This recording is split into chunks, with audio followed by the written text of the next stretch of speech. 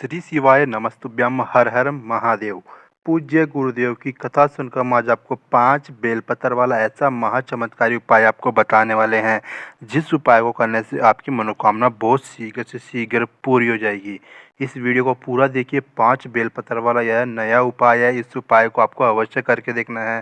सावन का पवित्र महीना चल रहा है। इस पवित्र महीने में आपको 1 लोटा जल और 5 बेलपत्र से आपको यह विशेष उपाय करना है। आपको 5 जगह पर समर्पित करना है। कैसे करना है, कौन कौन सी जगह पर करना है, किस तरह से करना है, ध्यान से आपको समझ लेना है। आपकी मनोकामना बहुत शीघ्र से शीघ्र पूरी हो जाएगी। यह बहुत ही चमत्कारी उपाय है।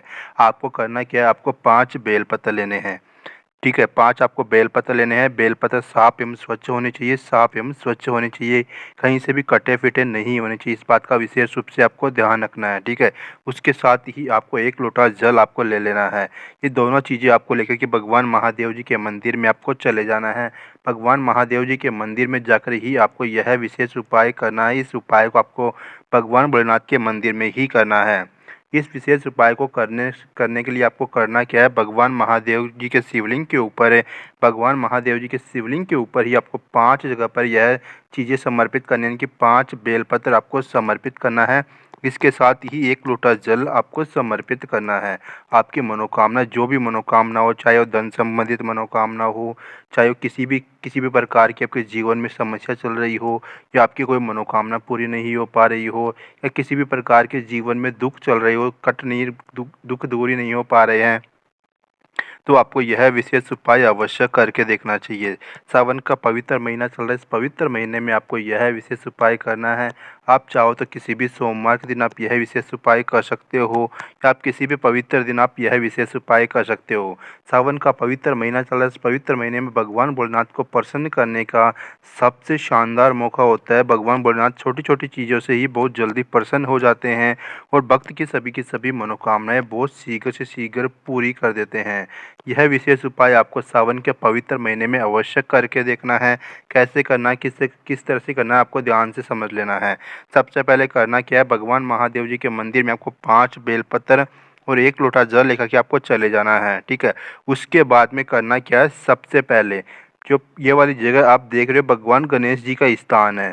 शिवलिंग के आसपास ही भगवान भोलेनाथ का पूरा परिवार मौजूद रहता है। तो ये वाला जो स्थान है, ये भगवान गणेश जी का स्थान है। भगवान गणेश जी का स्थान है। आपको सबसे पहले करना क्या है, एक बेलपत्र एक इस वाली जगह पर आपको समर्पित कर देना है। उसके ऊपर थोड़ा सा 1 लोटा जल में से थोड़ा सा जल आपको समर्पित कर देना है। उसके बाद में करना क्या है, जो दूसरी वाली आप जगह देख रहे हैं, ये वाली जगह भगवान कार्तिकेय जी की जगह है, जो कि भगवान भोलेनाथ के ही पुत्र हैं कार्तिकेय जी, उनके स्थान है। यहाँ पर आपको एक बेलपत्र समर्पित करना है। थोड़ा सा 1 लोटा जल में से थोड़ा सा जल आपको समर्पित कर देना है।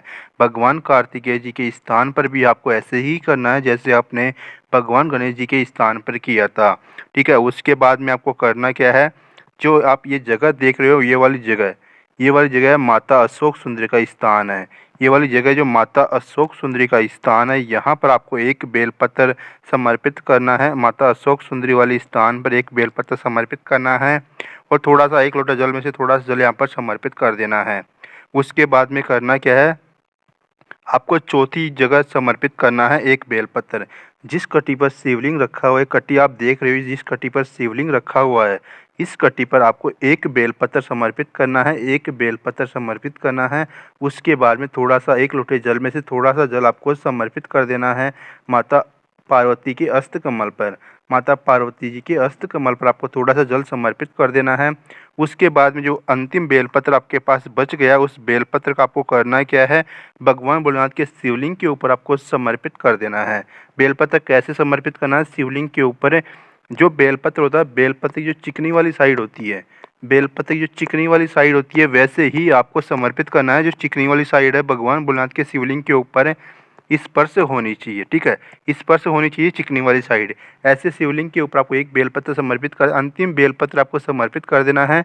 उसके बाद में 1 लोटे जल, जितना जल बच गया है लोटे के अंदर, पूरा का पूरा जल भगवान भोलेनाथ के शिवलिंग के ऊपर समर्पित कर देना है।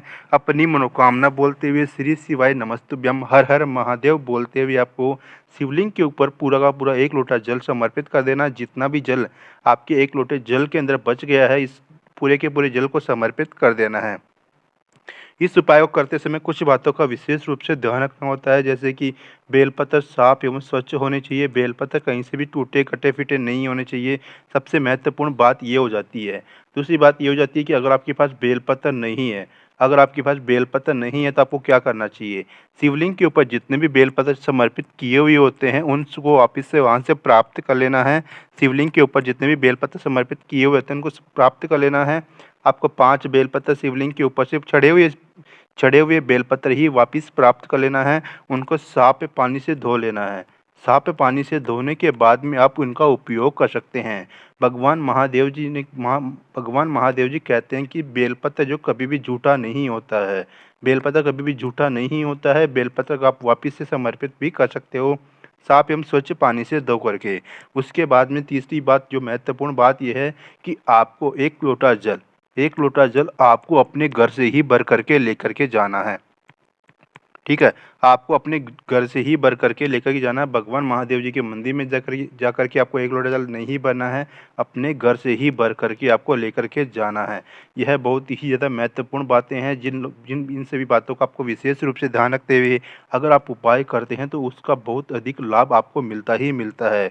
भगवान भोलेनाथ का आशीर्वाद आपके और आपके परिवार के ऊपर हमेशा बना रहता है और भगवान भोलेनाथ आपसे बहुत जल्दी प्रसन्न हो जाते हैं।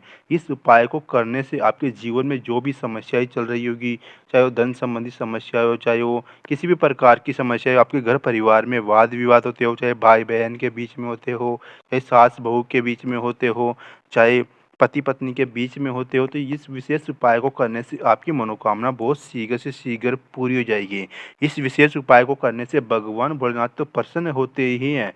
भगवान भोलेनाथ तो आपसे प्रसन्न होते ही हैं। भगवान भोलेनाथ के साथ साथ भगवान गणेश जी भी आपसे प्रसन्न हो जाते हैं। भगवान कार्तिकेय जी भी आपसे प्रसन्न हो जाते हैं और इसके साथ ही माता पार्वती भी आपसे प्रसन्न हो जाती है। और माता अशोक सुंदरी भी आपसे प्रसन्न हो जाती है। इन सभी भगवानों को प्रसन्न करने का बहुत ही अचूक उपाय है। इस उपाय को आपको अवश्य करके देखना है। सावन का पवित्र महीना चल रहा है। इस पवित्र महीने में आपको यह विशेष उपाय सावन के सोमवार के दिन आपको अवश्य करना है। आप चाहो तो किसी भी दिन, चाहे वो प्रदोष हो, चाहे वो शिवरात्रि हो, चाहे किसी भी प्रकार का भगवान भोलेनाथ को प्रसन्न करने वाला दिन हो, उस दिन आप इस विशेष उपाय को अवश्य कर सकते हो। भगवान भोलेनाथ की कृपा आपके और आपके परिवार के ऊपर हमेशा बनी रहेगी। इस विशेष उपाय को करने से आपकी सभी प्रकार की मनोकामनाएं पूरी हो जाएगी। दोस्तों, अगर आपको कोई भी बात समझ में नहीं आती है तो आप हमें कमेंट करके पूछ सकते हो। वीडियो अच्छा लगा वीडियो को लाइक कर दीजिए, चैनल को सब्सक्राइब कर लीजिए। कमेंट में श्री शिवाय नमस्तुभ्यम हर हर महादेव ओम नमः शिवाय अवश्य लिख दीजिए।